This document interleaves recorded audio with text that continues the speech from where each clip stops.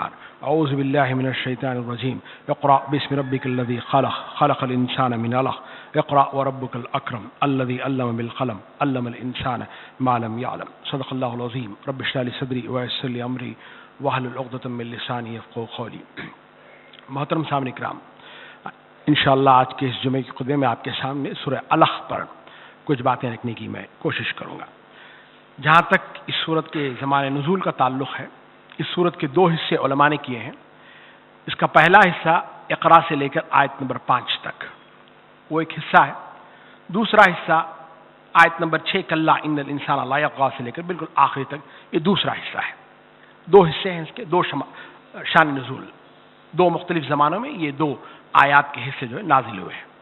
جہاں تک پہلی 5 آیات کا تعلق ہے، یہ اس پر اجماع ہے امت کا کہ یہ پہلی وحی کی آیات ہیں جو آپ صلی اللہ علیہ وسلم پر نازل ہوئی ہیں۔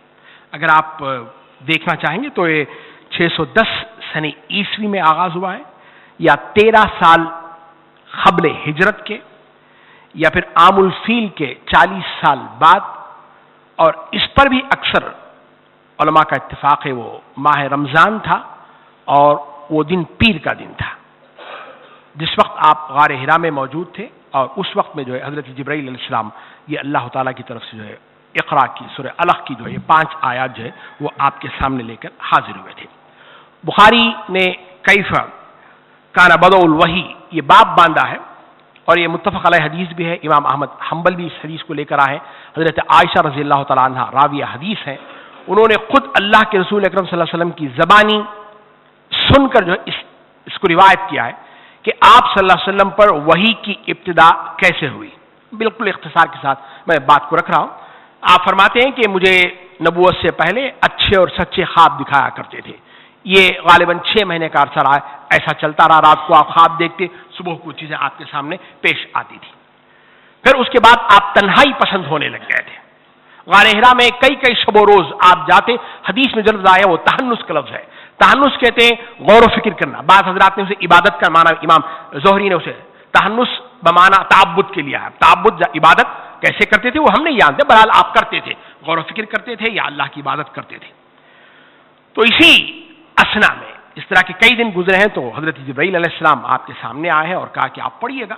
آپ نے فرمایا میں نہیں پڑھتا، میں نہیں پڑھنا جانتا۔ تو تیسری مرتبہ جو ہے، جب تیسری مرتبہ انہوں نے بھیج کیا آپ کو، اور پھر تیسری مرتبہ جو آپ نے وہ پڑھنا شروع کیا، اور اس پر باقی ساری چیزیں ہم جانتے ہیں۔ وہ جو آپ نے پڑھنا شروع کیا وہ تو اقرا باسم ربک الذی سے جو ہے وہ 5ویں آیت تک جو ہے آپ نے اس کی تلاوت کی ہے۔ اس کے بعد آپ گھر واپس آئے ہیں۔ ظاہر بات ہے پہلی مرتبہ تجربہ ہوا ہے آپ کے ساتھ میں، تو آپ بڑے گھبرائے تھے، فطری بات ہے۔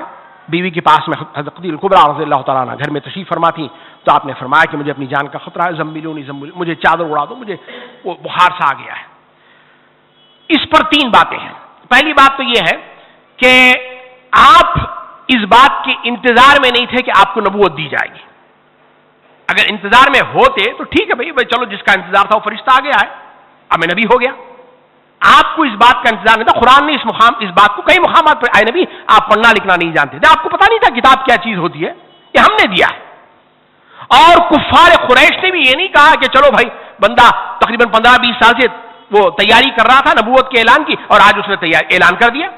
کسی نے یہ بھی نہیں کہا نا۔ تو پہلی بات، آپ اس وحی کے منتظر نہیں تھے کہ میں نبی بنایا جاؤں گا، اللہ نے یہ آپ پر بوجھ ڈالا تھا۔ دوسری بات، حضرت خدیجہ کبریٰ کے جو الفاظ ہیں پڑھ کر دیکھیے گا، پتہ یہ چلتا ہے کہ حضور اکرم صلی اللہ علیہ وسلم نبوت سے پہلے بھی انسانیت کا درد رکھتے تھے اپنے سینے میں۔ آج جو اصطلاح ہمارے پاس بڑی مشہور معروف ہے، ہیومن رائٹس ایکٹیوسٹ، یہ تو 1400 سال پہلے میرے نبی نے کر کے دکھایا ہے۔ حلف الفضول سب جانتے ہیں، یہ ایسوسیشن بنی تھی ناچار مظلوم ان لوگوں کی مدد کرنے کے لیے۔ تو یہ نبوت سے پہلے بھی آپ کا ایک کردار رہا ہے، انسانیت کا درد آپ کے سینے میں رہا، اور اسی مناسبت سے بڑی تسلی کے الفاظ آپ کی زوجہ محترمہ نے دیے ہیں۔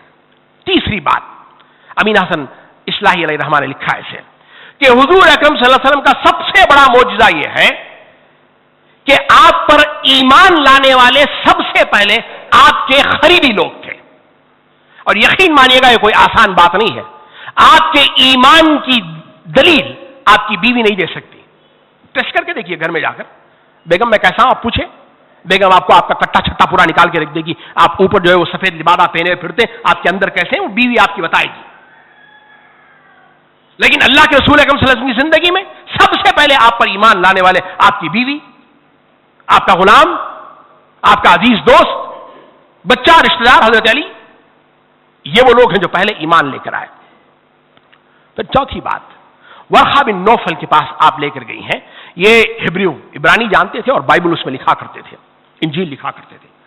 جیسے انہوں نے واقعہ سنا انہوں نے فوراً کہہ دیا کہ یہ وہی فرشتہ ہے جو حضرت موسیٰ کے پاس میں آیا تھا, موسیٰ کے پاس میں آیا تھا, وہی فرشتہ ہے. اور پھر انہوں نے وہ سارا واقعہ بتایا, قریب تجھے تیری قوم نکال دے گی فلاں فلاں فلاں.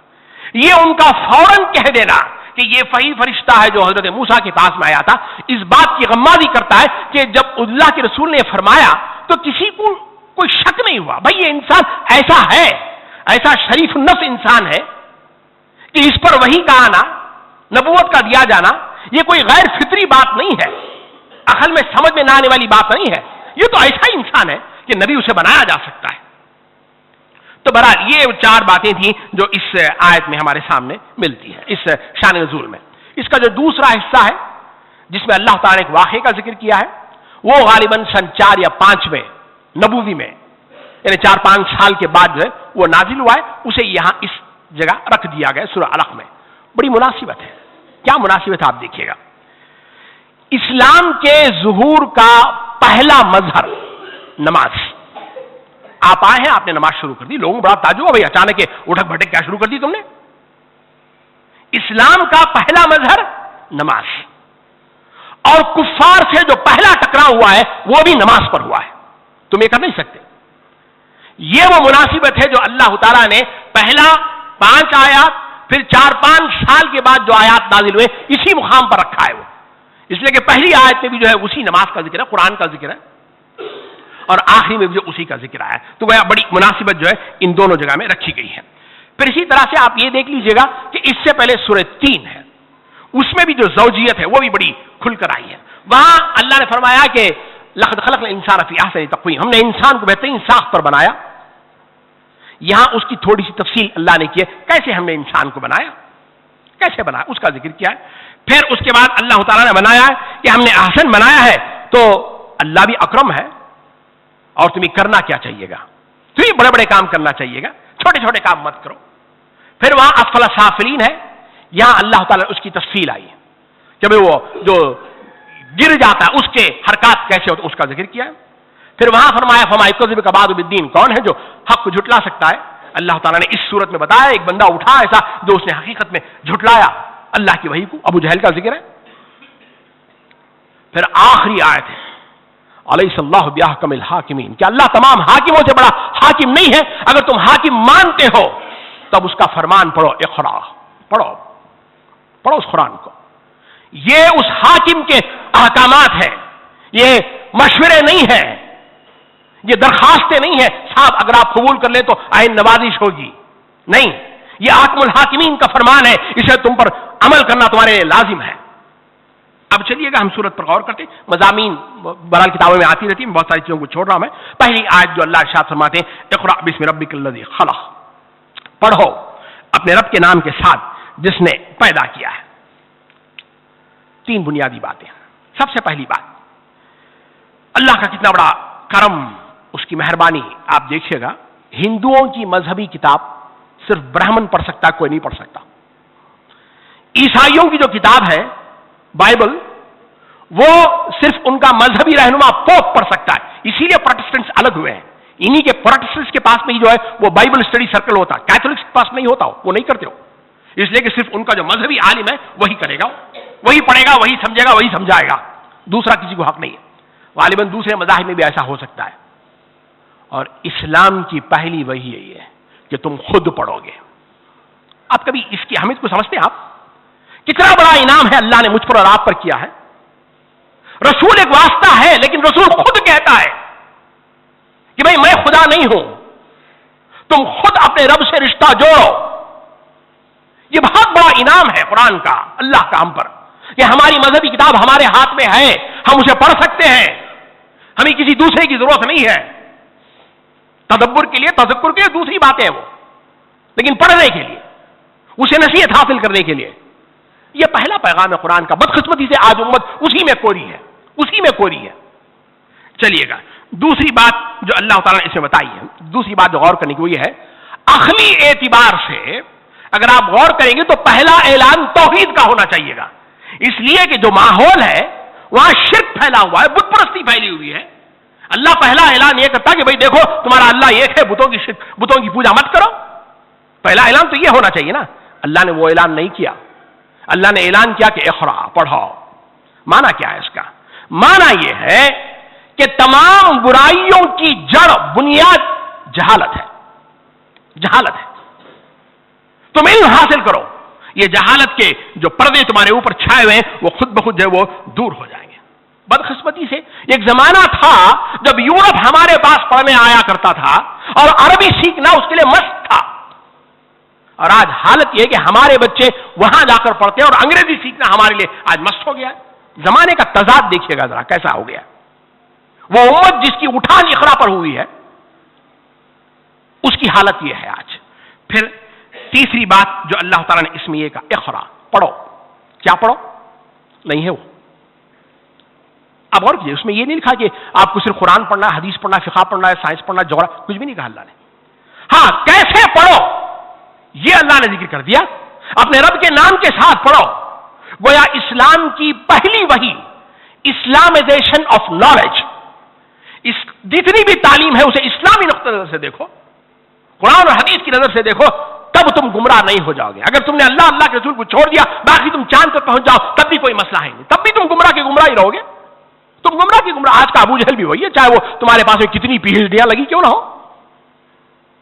تو پہلی آیت میں اللہ تعالیٰ نے اس کا یہ قرآن کوئی کلاسیفائڈ ڈاکومنٹ نہیں ہے کہ صرف چند لوگ پڑھ سکتے ہیں یا چند لوگوں کے ہاتھوں میں ہوگا. وہ 25 سال کے بعد ریلیز کریں گے، وہ حکومت کرتی نا 100 سال کے بعد ڈاکومنٹ ریلیز ہوگا، اس طرح کا نہیں ہے. کلاسیفائڈ ڈاکومنٹ نہیں ہے یہ قرآن آیا عوام کے لیے ہے. علماء 2% ہوتے ہیں، اس پر غور کریں گے، وہ غور کرنے والی اور چیز ہے. آیا ہے عوام کے لیے نا. تو یہاں اللہ تعالیٰ نے اس اقرا میں جو بات میرے اور آپ کے سامنے رکھی ہے وہ یہ ہے کہ کائنات خدا نہیں ہے اور علم میں تفریق نہیں ہے. بڑی بات ہو سکتی ہے اس جملے پر. چلیے گا آگے اللہ فرماتے ہیں اس آیت کا نتیجہ کیا ہوا. آپ ذرا دیکھیں اقرا کے اس لفظ کا نتیجہ کیا ہوا. جس وقت یہ آیت نازل ہوئی ہے لکھا گیا ہے کہ مکے میں صرف 17 پڑھنے والے لوگ تھے اس وقت میں. 17 پورے شہر میں، مکے میں. اللہ کے رسول اکرم صلی اللہ علیہ وسلم آئے ہیں، دار ارقم پہلے بنایا جہاں سیکھا جاتا تھا، سکھایا جاتا تھا لوگوں کو. پھر اس کے بعد مدینہ آئے ہیں تو مسجد نبوی میں اصحاب الصفا ہمارے پاس بڑی اسلام کی پہلی یونیورسٹی ہے، وہ وہاں لوگ بیٹھ کے اس چبوترے پہ بیٹھ کے پڑھے ہیں اور وہ تاریخ کا ایک بالکل واضح روشن باب ہے ہمارا کہ وہاں سے اس چبوترے سے جو لوگ اٹھے ہیں انہوں نے ایک تاریخ بنائی ہے، بہت روشن تاریخ چھوڑ کے گئے ہیں وہ لوگ. بدقسمتی یہ ہے کہ آج ہماری وہ تاریخ میوزیم میں بند ہے. یاد رکھے گا اس بات کو، مغرب مجھ سے نہیں ڈرتا، آپ سے نہیں ڈرتا، وہ ہماری تاریخ سے ڈرتا ہے. آج دنیا اگر مسلمانوں سے ڈرتی ہے تو ہم سے نہیں، ہماری تاریخ سے ڈرتی ہے، اور ہماری تاریخ کا ہمیں خود پتا نہیں ہے. یہ سب سے بڑا رونا ہے، یہ سب سے بڑا عالمیہ ہے آج کا ہمارا. بہرحال اقرا. پھر اس کے بعد اللہ فرماتے ہیں بسم ربک اللہ، اپنے رب کے نام کے ساتھ پڑھو. گویا رب کا جو لفظ آیا ہے، علماء نے اس پہ بہت ساری گفتگو کی ہے کہ اللہ کے رسول کو رب پہلے سے پتا تھا، ورنہ انٹروڈکشن ہوتا یہ رب کون ہے، وہ نہیں ہوا. اب اس کے علماء نے لکھا ہے کہ اس کا معنی کیا ہے. یہ ایک اللہ کا نام پڑھیے گا، پھر یہ وحی جو کی گئی ہے اسے پڑھیے گا، یا پھر اللہ کی مدد سے پڑھیے گا، یا اللہ کے نام پر پڑھیے گا. یہ سارے ترجمے اپنی اپنی جگہ صحیح ہے، لیکن میں جو بات آپ کے سامنے کہنا چاہتا ہوں یہ ہے کہ سب سے پہلی وحی نازل ہوئی ہے. میں نے اس سے پہلے بھی کہا اس کا ذکر، صرف اشارہ کر رہا ہوں میں آپ کے سامنے. سب سے پہلی وحی اور سب سے پہلی صفت رب کی ہے. یہ رب بڑا امپورٹنٹ لفظ ہے، بڑا ہی اہم لفظ ہے. آپ دیکھیے سورہ فاتحہ شروع ہوتی ہے الحمدللہ رب العالمین. سورہ اعراف میں اللہ تعالیٰ فرماتے ہیں کہ ہم نے تمام روحوں سے ایک وعدہ لیا تھا، الستو بربکم، کیا میں تمہارا رب نہیں ہوں؟ حالانکہ روح کھاتی نہیں پیتی نہیں، اسے تو خالق کہنا چاہیے، کیا میں تمہارا خالق نہیں ہوں؟ اللہ نے خالق کا لفظ نہیں پوچھا جب روحوں سے وعدہ لیا ہے، کیا میں تمہارا رب نہیں ہوں؟ खबर में जो पहला सवाल होगा मन रब, तुम्हारा रब कौन है? फरिश्तों को भी मालूम है कि मुसलमान है, जनाजे की नमाज पढ़ा के मुसलमानों के कब्रिस्तान में दफन किया गया है, कफन है, जमजम में धुला हुआ, मक्के से लाया हुआ, फरिश्तों को भी मालूम है, फिर भी सवाल पूछा जाता है मन रब्बुक। क्यों? हजरात मोहतरम याद रखिएगा, दुनिया में आज इंसान को जो सबसे बड़ा धोखा हो रहा है वो रुबूबियत का है। मैं कमाता हूं, मैं पालता हूं, मैं पालता हूं, इसीलिए तो हम दो हमारे दो बोलते हैं ना, हम पालते बच्चे को, अल्लाह की तरफ देता बीच में से। यह है वो जो इंसान को सबसे बड़ा धोखा लगा हुआ है आज, रुबूबियत का। और पहली वही में अल्लाह ने इसी को बताया, याद रखना सारे जराए हैं, मुसब्बिल वल अस्बाब मैं हूं। इसी तरह से आखिरत के मामले में जो इंसान को सबसे बड़ा धोखा लगता है, गुज़िश्ता जुमे मैंने आखिरी आयत वही कही थी, आखिरी जुमला भी मेरा वही था, आकमुल हाकिमीन है वो, तमाम हाकिमों से बड़ा हाकिम है। जाहिर बात है जो हाकिम होता है वो चाहता क्या है? वो चाहता यह है कि उसका हुक्म चले, लोग उसकी बात को माने। आज आखिरत के मामले में वो अहकमुल हाकिमीन का तस्वीर हमारे पास में खत्म हो गया है। मैंने कहा आपसे ला इलाहा इल्लल्लाह हम जो उसका तर्जुमा करते हैं, कोई माबूद नहीं सिवाय अल्लाह के, इलाह का तर्जुमा हमने माबूद कर रखा है उसका तर्जुमा। लेकिन आप पढ़कर देखिएगा इलाह किन माने में कुरान में इस्तेमाल हुआ है। इलाह वो जात जो आपको मुतहय्यर कर दे, हैरत जरा पड़ जाए। इलाह वो जात जब आप किसी मुश्किल में पड़ जाते हैं तो उसकी पनाह में आते हैं, इलाह वो है। इलाह वो है जिसका गलबा और इख्तिदार आप पर चलता है। आराइता मानी तखदा इलाहू हवाहू, ऐ नबी क्या आपने उस शख्स को नहीं देखा जिसने अपनी ख्वाहिश नफ्स को खुदा बना लिया है, इलाह बना लिया है, जिसकी चलती है वो इलाह है। अब आप खुद गौर कीजिएगा, आपकी जिंदगी में, मेरी जिंदगी में कितने इलाह हैं। बीवी एक इलाह है, माँ बाप एक इलाह है, समाज एक इलाह है, मुआशरा एक इलाह है, मुल्क एक इलाह है। हम फिरौन को कहते हैं बदबख्त हो। अगर हम खुद गौर करें तो हमने कितने इलाह बना रखे अपनी जिंदगी में। इलाह कहां है हमारा? अल्लाह इरशाद फरमाता है वहुवल्लज़ी फिस समाई इलाहुन व फिल अर्ज़ि इलाहुन, आसमान में भी इलाह वही है, जमीन में भी वही इलाह है। हमारा तस्वीर यह है कि वो आसमान में है, जमीन में हम अपनी मर्जी कर लेते हैं। उस माबूद का तर्जुमा करने से नुकसान बहुत बड़ा यह हुआ कि आज भाई वो माबूद है, हम उसकी इबादत करते भाई, 5 वक्त आते, नमाज पढ़ते, बस रिश्ता खत्म हो गया। कारोबार मेरा है, अल्लाह को क्या मालूम कारोबार कैसे चलाए? मुझे मालूम है जो कारोबार है वो मैं अपनी तरीके से चलाता हूं। अगर हम आकमुल हाकिमीन का तस्वुर रखते तो हमको पता चलता कि भाई कारोबार भी कैसे किया जाना चाहिएगा। तो बहरहाल इक़रा बिस्मि रब्बिकल लज़ी खलक़, अल्लाह ने फरमाया हमने पैदा किया उसे। क्या पैदा किया? नहीं कहा कुरान। ये कुरान का कमाल है, बात को छोड़ता है। अरे हर चीज कायनात को उसी बनाई हुई, क्या लिस्ट देता अल्लाह? क्या लिस्ट देता अल्लाह? हर चीज उसी की बनाई हुई है। ये कुरान में ये भी एक जोड़ा है रब और खलक़ का। ये कुरान में बार बार मुख्तलिफ मकामात पर आया, सूरह ज़ारियात, सूरह ज़ुख़्रुफ़ वगैरह में भी आया, वहां आप देखेंगे तो आपको पता चलेगा। तो बहरहाल जो खालिक है वो मालिक भी है। फिर उसके बाद अल्लाह इरशाद फरमाते हैं इक़रा बिस्मि रब्बिकल लज़ी खलक़ खलक़ल इंसान मिन अलक़। मैं इख्तिसार से रख रहा हूं बात को। हमने अब वहां तो सिर्फ खलक़ का बिल्कुल खुला हर चीज को पैदा किया, यहां अब स्पेसिफिकली अल्लाह बताते हैं खलक़ल इंसान मिन अलक़। हमने इंसान को खून के जमे हुए लोथड़े से, वो blood clot Leach like thing, उससे हमने इंसान को बनाया है। बहुत सारी बातें की जा सकती हैं, लेकिन एक बात बड़ा लतीफ रब्त देखिएगा सूरत में। सूरत का नाम सूरह अलक़ है। अल्लाह ने यहां नुत्फा नहीं कहा हमने तुम्हें नुत्फे से बनाया, अल्लाह ने वो नहीं कहा। कुरान मजीद में अल्लाह ताला ने इंसान की पैदाइश के 3 अल्फाज इस्तेमाल किए। ये नुत्फतिन अमशाज, हमने मिले जुले नुत्फे से बनाया, मियां और बीवी का। एक सलसाल, फिर तीसरा 3 मिट्टी से बनाया। 3 चीजों से हमने इंसान को बनाया और 3 चीजें अल्लाह बताता है। सबसे पहली चीज हमने तुम्हें नुत्फतिन अमशाज पानी से बनाया। गंदा पानी है भाई वो, हाँ? अगर जिस्म में लग गया तो कोई पसंद नहीं करता उसे, नहाना पड़ जाता, उसे कपड़े धोने पड़ जाते ना। मगर उस पानी पर हमने तुम्हारी तस्वीर बनाई है, और जब तुम बाहर निकले हो तो सब उठा के तुम्हें चूमते प्यार करते फिरते। हालांकि वही बूंद अगर तुम्हारे जिस्म में पड़ गई ना तो तुम पसंद ना करो, और फिर जब तुम बड़े होते हो तो सारी दुनिया पर हुकूमत करते हो। तो जिस रब ने तुम्हें बूंद से बनाया है, क्या और इस बात पर खुदरत नहीं देख सकता कि इस 5-6 फुट के जिस्म को दोबारा बना सके? पहले तो कुछ भी नहीं था, हमने बना दिया, अब तो सारे का सारा मिट्टी के अंदर गए हो। यह बनाना कौन सा मुश्किल काम है? आखिरत पर दलील, दूसरी दलील, तुम्हारे अंदर हमने सारी सलाहियत रखी है, तुम खुद देखते हो। एक बूंद से बना, छोटा हुआ, बड़ा हुआ, अब आके पूरी दुनिया पे हुकूमत करता है।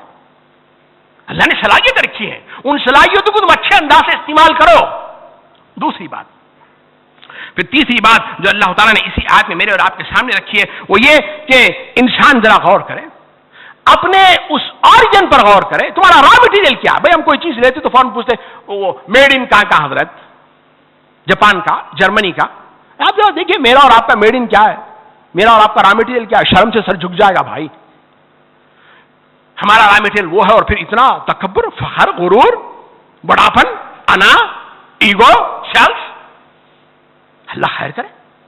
ذرا اپنے وجود کو دیکھو، پھر اپنے حال کو دیکھ لو. تینوں باتیں اللہ نے ذکر کیا. تو بہرحال میں آپ سے بتا رہا تھا کہ الخ یہ وہ پہلا مرحلہ ہے جب بچہ وہ پہلے وہ کیڑے کی شکل میں گیا، فلاں گیا، پھر جب الگ بنتا ہے تب وہ ماں کے رحم سے جو ہے وہ جڑتا ہے، اور جب وہ جڑتا ہے تب اس کی زندگی شروع ہوتی ہے، ایک نئی زندگی شروع ہوتی ہے، اس الگ سے شروع ہوتی ہے. اسی بڑا پیار ہے. اسی طرح سے اللہ فرماتے ہیں اے نبی آج سے آپ کا اپنا تعلق اپنے رب سے جڑ رہا ہے. الگ اپنے ماں کے یوٹرس سے جم کر اس دنیاوی حیات کو پا رہا ہے. اگر آپ اپنے رب سے جڑ جائیں گے تو دنیاوی حیات ہی نہیں بلکہ اخروی حیات اور ابدی حیات آپ کو مل جائے گی. یہ ہے وہ ربط اس قرآن کا. اس لفظ سے اللہ تعالیٰ نے کتنے بڑے معنی کو بنایا. اللہ نے لطفہ نہیں کہا، الگ کا کیوں کہا؟ زندگی شروع ہوتی ہے. اسی طرح سے آج پہلی وحی آئی ہے تو گویا یہ بھی جو ہے زندگی کا شروع ہونے کا معنی قرآن مجید ہمارے سامنے رکھتا ہے.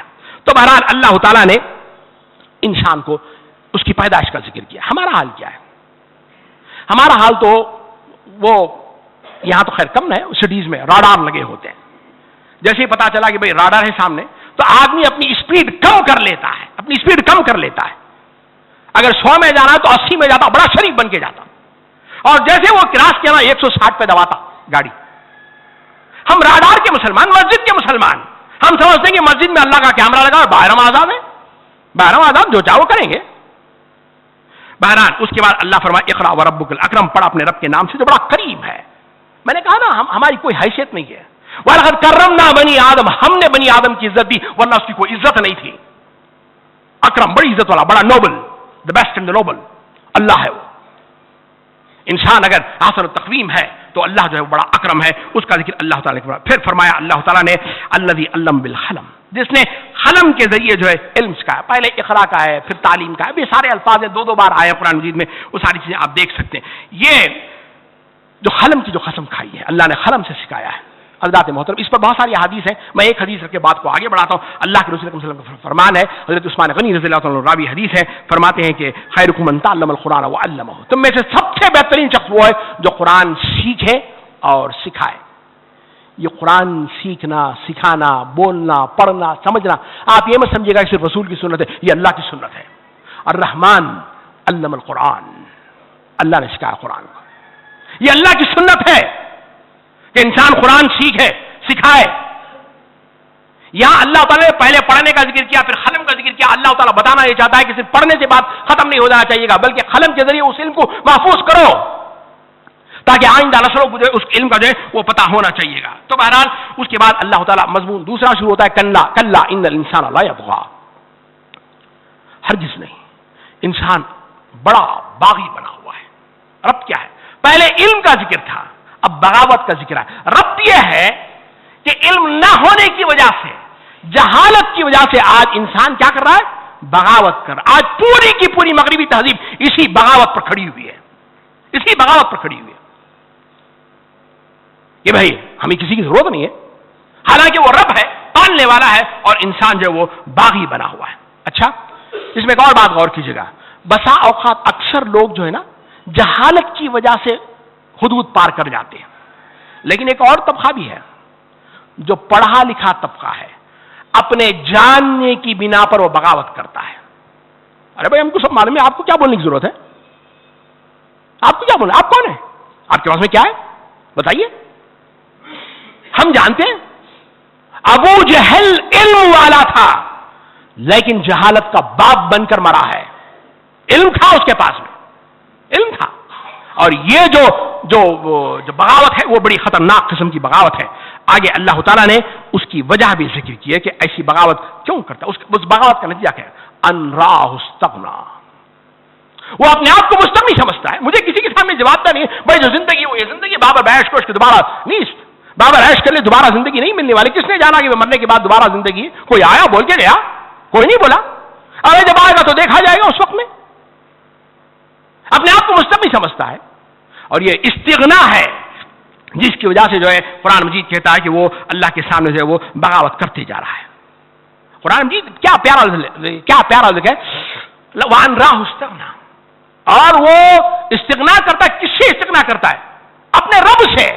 اپنے رب سے. اس رب کا لفظ لا کر قرآن مجید انسان کے اندر شرم کا احساس دلانا چاہتا ہے. تم اس کا کھاتے ہو، اسی کے سامنے تم نمک حرامی کرتے ہو. زبان اس کی نعمتوں کو کھاتے کھاتے گھس گئی، لیکن دانت شکایت کرتے کرتے ابھی تمہاری گھسے نہیں، اب بھی شکایتوں کا دفتر کھولے بیٹھے ہو. کبھی غور تو کرو اس نے کیا کیا نعمتیں تم کو نہیں دی، کیا کیا نعمتیں تم کو نہیں دی. حضرات محترم، آج ہمارا مسئلہ ہم کو نیکیوں کی وجہ سے ہائپر ٹینشن آ گیا ہے. پھر میں جو جملہ دہراتا ہوں، نیکیوں کی وجہ سے آج مجھے اور آپ کو ہائپر ٹینشن آیا ہے. کیسے؟ میں نے فلاں آدمی کی مدد کی اور آج مجھے سلام کیے بغیر چلا گیا. میں نے فلاں کی بیٹی کی شادی میں پیسے مدد کی، اب وہ دبئی چلی گئی، دبئی سے آئی تو ہمارے لیے ایک ٹوپی بھی نہیں لے کے آئے.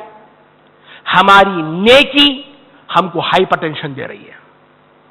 ہم نے فلاں کیا نا، ہم بہو بول کے بتا دی نا، میں تمہاری اماں کی کیا کیا خدمت نہیں کی تھی، کیا کر رہی ہے. اپنی نیکیوں کی وجہ سے اسے ہائپر ٹینشن ہو رہا ہے. یہ ہمارا حال ہے. گناہ تو چھوڑیے گا، بہت دور کی بات ہے. پھر آگے اللہ تعالیٰ نے بڑے پتے کی بات کہی ہے، ان الی ربک الرجع. بھائی حقیقت یہ ہے کہ سب کو، صرف تم نہیں، ساری چیزوں، سورہ حدید دیکھ لیجیے، وہاں بھی اللہ کا ذکر ہے، سب کو جو ہے وہ اللہ ہی کی طرف پلٹ کر جانا ہے. اگر یہ آخرت کا تصور ہے، اگر انسان کو یہ ذہن میں رہ گیا نا تو پھر کبھی کوئی غلطی نہیں کرے گا. اگر غلطی کرے گا تو فوراً رجوع کر لے گا اپنی غلطی سے. اسے یہ تصور اس کے خواب و خیال میں بھی نہیں آ رہا ہے. آپ لکھیے گا آپ کرنا کیا چاہتے ہیں، خود بیٹھ کے لکھیے گا کبھی، میں کرنا کیا چاہتا ہوں 15 ایئرس 20 ایئرس میں گھر بنانا چاہتا ہوں، بنگلہ بنانا چاہتا ہوں، گاڑی بنانا چاہتا ہوں، فلاں. ارے کم وقت کا مطلب آخر میں تو آخرت کو رکھتے ہیں. آخری میں سے ہی رکھیے نا آخرت کو. موت کے بعد والی زندگی کے لیے میں تیاری کرنا چاہتا ہوں، کبھی لکھیے گا. نہیں ہوتا ہماری لسٹ میں وہ، اس لیے کہ ہمارے تحت شور میں بیٹھا ہوا ہے. قرآن مجید بڑا پیارا انداز ہے، سورۃ الشورى آیت 120 اللہ فرماتے ہیں وَتَتَّخِذُونَ مَصَانِعَ لَعَلَّكُمْ تَخْلُدُونَ. بڑے بڑے خسر بنا لیتے ہو، بڑی بڑی عمارتیں بنا لیتے ہو، بڑے بڑے فیکٹریز بنا لیتے ہو، لَعَلَّكُمْ تَخْلُدُونَ، ہمیشہ یہاں رہو گے. یہ تصور تمہارا. پھر اس کے بعد اللہ تعالیٰ نے ایک واقعہ رکھا ہے ابو جہل. سب نے اس پر اتفاق ہے علماء کا.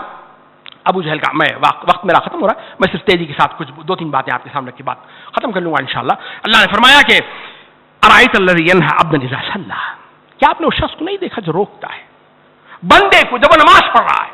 بندہ حضور صلی اللہ علیہ وسلم کو کہا ہے، بڑا مقام ہے بندے کا. قرآن مجید نے اللہ کے رسول کے 3 بڑے معاندین مخالفین میں سے 3 لوگوں کا ذکر کیا. ایک سب سے پہلا کردار جو بڑا بزدل، بودا، بخیل، اللہ کے رسول سے حد درجہ نفرت کرنے والا، وہ اور اس کی بیوی ابو لہب. سورہ لہب میں ان کا ذکر ہے. دوسرا کردار جسے قرآن رکھا ہے وہ ذرا درمیانی والا کردار، بڑا مصالحت والا کردار، ولید بن مغیرہ. سورہ قلم دیکھ لیجیے گا، غالباً آیت نمبر 9 تا 15 ہے، سورہ قلم میں ہے.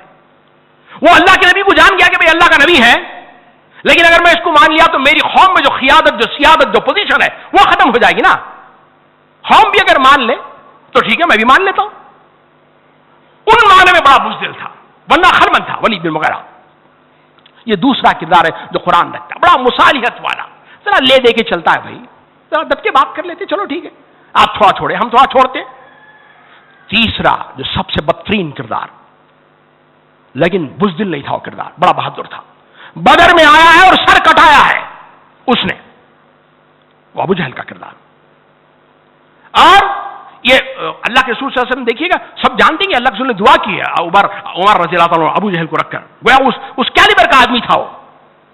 اور دونوں میں بڑی مناسبت ہے، اگر آپ پڑھیں گے تو دونوں میں ٹرائبلزم زیادہ تھا، دونوں میں نیشنلزم زیادہ تھا، عصبیت تھی ان کی، خاندان کی، معاشرے کی حمیت تھی ان کے اندر.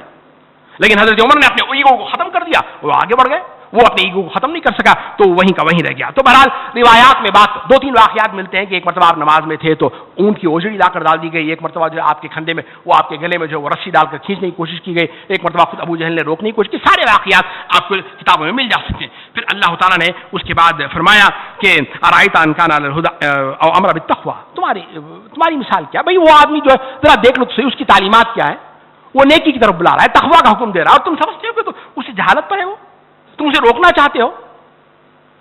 نماز اور نماز کی دعوت, یہ بھی بڑی بنیادی بات ہے جو آپ کے سامنے میں رکھنے کی کوشش کر رہا ہوں. میں نماز ہے کیا چیز؟ ہم نماز کی طرف دعوت دیتے ہیں لوگوں کو, لیکن نماز خود کس چیز کی طرف دعوت دیتی ہے؟ کبھی آپ نے غور کیا اس پہ؟ ہم سمجھتے ہیں کہ ہم نے نمازی بنا دیا, ہمارا کام ختم ہو گیا. نہ, نماز کس کی طرف دعوت دیتی ہے؟ نماز پوری زندگی بندگی والی ہونی چاہیے گا, اس کی طرف دعوت دیتی ہے. وہ ایک ذریعہ ہے, ہم نے ذریعہ کو مقصد بنا لیا. میں نفی نہیں کر رہا ہوں, خدا کرے آپ غلط مت سمجھیے گا. تو یہ مفہوم علماء نے لکھا ہے, میں کوئی اپنی بات نہیں کہہ رہا. تو بہرحال اس کے بعد اللہ تعالیٰ کا غصہ بڑے عروج پر ہے. اللہ تعالیٰ نے فرمایا میں مفہوم رکھ رہا ہوں, میں کیا وہ نہیں جانتا کہ اللہ دیکھ رہا ہے؟ ہرگز نہیں, اگر وہ باز نہیں آتا تو ہم اس کی پیشانی کے بال پکڑ کر اسے کھینچیں گے, اس پیشانی کو جو جھوٹی اور سخت خطا کار دونوں چیزیں, جھوٹ کا تعلق اس کے عقیدے سے, خطا کار کا تعلق اس کے عمل سے, اللہ نے دونوں کا ذکر کیا ہے. وہ بلا لے اپنے حامیوں کو, ٹولی کو, ہم بھی عذاب کے فرشتے بلا لیں گے. بڑا اس میں روب ہے, جلال ہے, اللہ کا غصہ عروج پر پہنچا ہے. پھر آخری آیت جو اللہ فرماتے ہیں, اس میں اللہ تعالیٰ نے ایک کام کرو اور ایک کام مت کرو. اللہ فرماتے ہیں کہ کلا لا تطیعہ, دیکھو ان کی بات مت ماننا. یہ جو اسلام دشمن لوگ ہیں, قرآن دشمن لوگ ہیں, ان کی بات کو مت ماننا. کرنا کیا ہے؟ کرنا یہ ہے کہ تم اللہ کے حضور اپنے سر کو جھکا دو. وہاں جو پیشانی تھی وہ جھوٹی تھی, یہ پیشانی جھوٹی نہیں ہے, یہ پیشانی اللہ کے سامنے جھکتی ہے. اسے جھکاؤ اللہ کے سامنے, اسے جھکاؤ. اگر تم اللہ کے سامنے جھکو گے تو یقین مانو گے دنیا کے سامنے تم کھڑ کر بات کر سکو گے. تم دنیا کے سامنے کھڑ کر بات کر سکو گے. دنیا کے سامنے جھکنے والا وہ ہر ایک کے سامنے جھکے گا, جو رب کے سامنے جھکے گا وہ کسی کے سامنے نہیں جھکے گا, وہ تن کر بات کرے گا. پھر اللہ کے رسول صلی اللہ علیہ وسلم کا یہ حدیث مسلم میں مل جائے گی, ابو ہریرہ راوی حدیث ہے کہ سب سے زیادہ بندہ اپنے رب کے قریب اس وقت ہوتا ہے جب وہ سجدے میں ہوتا ہے. اللہ کے رسول صلی اللہ علیہ وسلم اس آیت پر جو ہے وہ سجدہ تلاوت, یہ آیت ہے سجدہ تلاوت کر لیں انشاءاللہ بعد میں. تو بہرحال اللہ کے رسول نے, اللہ نے فرمایا ایک کام تمہیں نہیں کرنا چاہیے گا اور 2 کام کرنے چاہیے گا. ایک سجدہ کرو اور اس سجدے کے ذریعے اللہ کے قریب ہو جاؤ. آخری بات رکھ رہا ہوں حضرات محترم, ہم میں سے ہر ایک کو محبت کا دعویٰ ہے, ہم میں سے ہر ایک اللہ کا قرب چاہتا ہے, اور اس کا آسان سا امتحان لٹمس ٹیسٹ یہ ہے کہ میری نمازوں کا شوق کتنا ہے اور میرے سجدوں کی لمبائی کتنی ہے. ہم کتنا لمبا سجدہ کرتے ہیں. آپ غور کر لیجئے گا, آپ کو پتا چل جائے گا کہ اللہ سے ملاقات کا شوق, اللہ کی قربت کا شوق کتنا ہے. دعا کیجئے گا کہ اللہ تعالیٰ نے مجھے ایک حکم دیا سجدہ کرنے کا, اللہ یہ میرے ہاتھ میں تھا, میں نے سجدہ کر دیا. قرب کا دینا وہ تیرے ہاتھ میں ہے, تیرے حکم پر میں نے ایک کام کر دیا. اللہ سے دعا ہے کہ اللہ تعالیٰ ہمیں اس کا قرب عطا کرے. اقول قولی ھذا واستغفر اللہ لکم ولسائر المسلمین والمسلمات.